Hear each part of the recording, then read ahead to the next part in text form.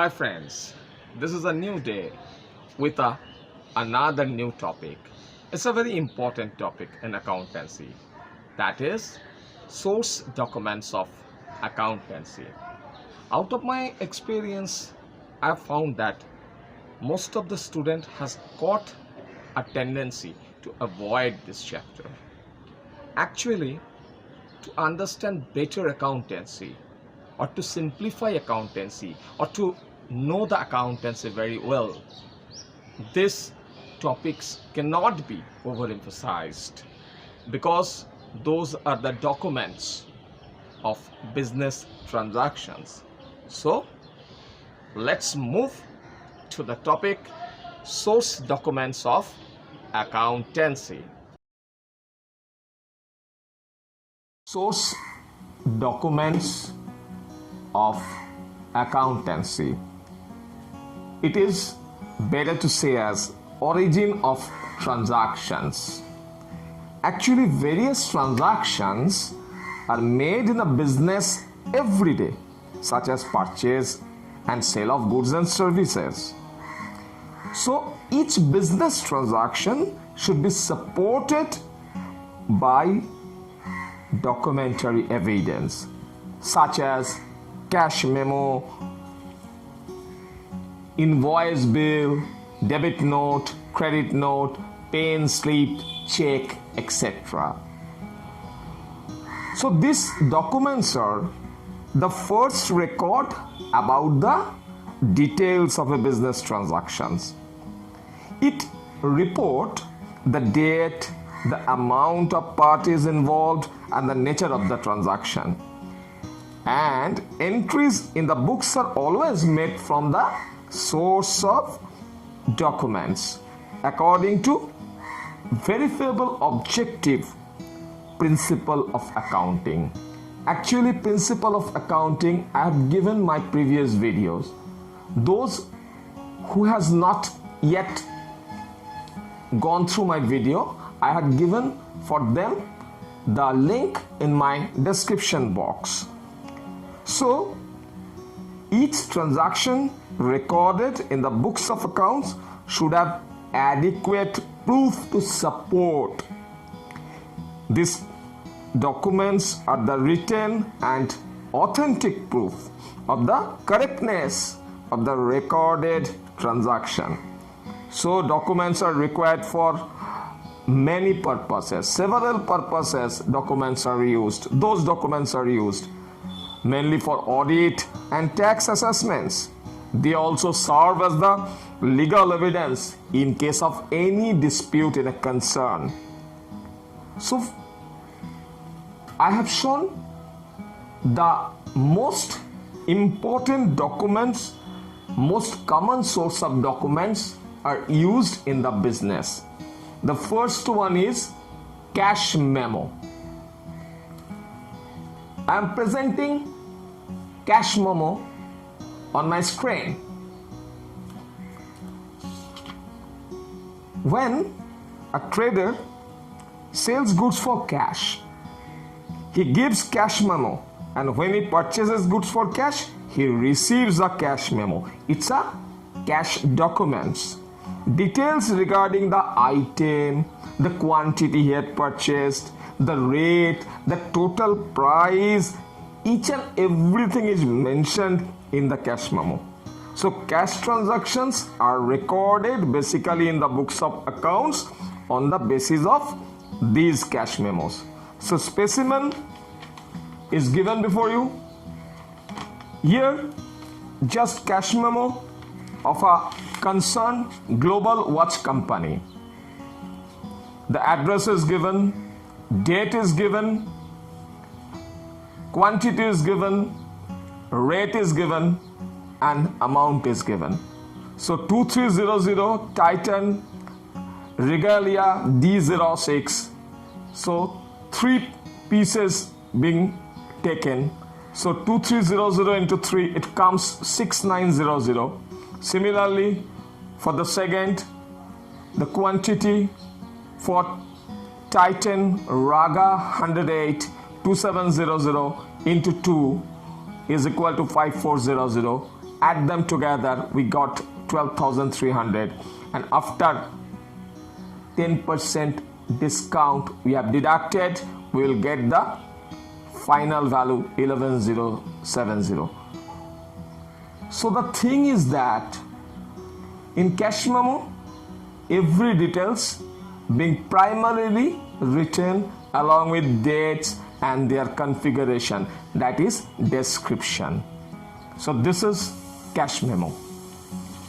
Now the next specimen of invoice and bill. So specimen is given. What is invoice and bill?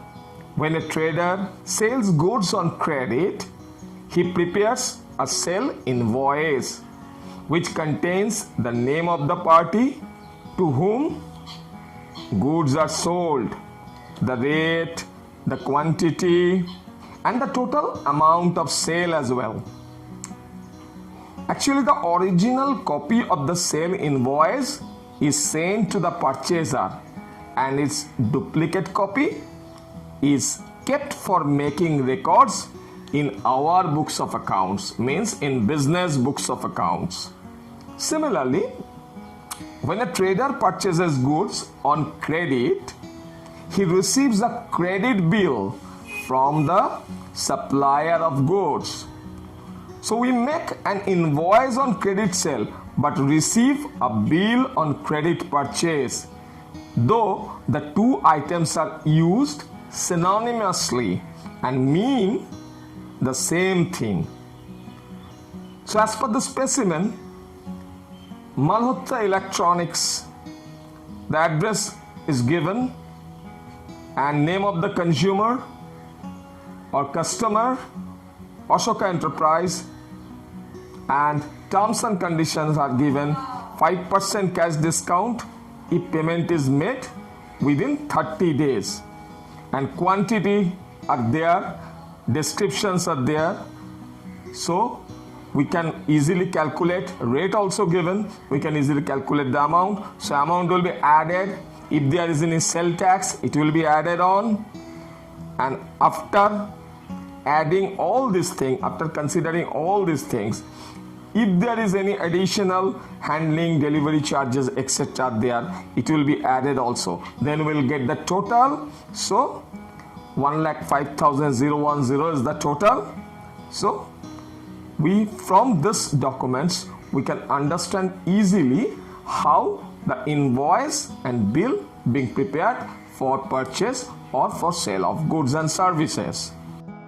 Debit note is very important document. Actually, we have purchased the goods, and whenever there is a problem regarding the quality of the goods, obviously we'll return the goods to a supplier.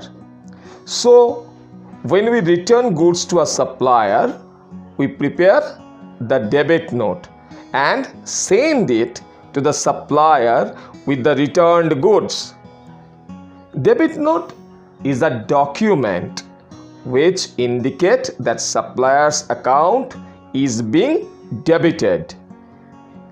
It is a source of document which contains the date of transaction, the name of account which is debited, the amount, and the reasons for debit. Everything being mentioned under debit note. So a duplicate copy or the counterfoil of the debit note is retained by the business house, on the basis of which supplier's account is debited in our books, because whenever we are going to make a payment to supplier, the some amount will be deducted for return of goods. So the specimen copy of debit note is on your screen. Here the name and address of the person to whom it is sent is given, the address is given, and we are debiting the account for such and such reason. Reason will be mentioned, along with the amount of goods returned. Okay, and in the last, you should have to mention the name of your concern and the designations of the person who will send the note to the supplier. So this is called debit note. Similarly, the next part is credit note. The same concept, but in case of credit note, when goods are received back from a customer, a credit note is sent to him indicating the customer's account has been credited in our books. A duplicate copy of the credit note is retained for record purpose. So, whenever we have returned goods to supplier, debit note being issued, and whenever the goods we have received back from our customer, that is returned inward. Customer has returned the goods to us. In that case, credit note is being utilized. The next document is pay-in slip. Pay-in slip, it is a normal form available from a bank and is used to deposit money in the bank. In our regular day basis, we know how to deposit the amount into the bank. So whatever in the deposit slip we have written, that is called pay-in slip. So each pay-in slip has a counterfoil which is returned to the depositor and which is duly stamped and signed by the cashier of the bank. So this is pay-in slip. Last but not the least is check. Check is a very important instrument of business. A check is an order in writing drawn upon a bank to pay a specified sum to a person named in it. Suppose in your check you are going to pay an amount to a person, Mr. X. So in your check you should have to write down Mr. X for that.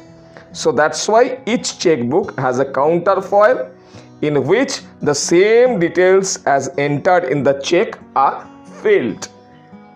The counterfoil remains with the account holder for future reference. So specimen of a check is on your screen, where it is the account number of the account holder, his authorized signatures, and pay to whom.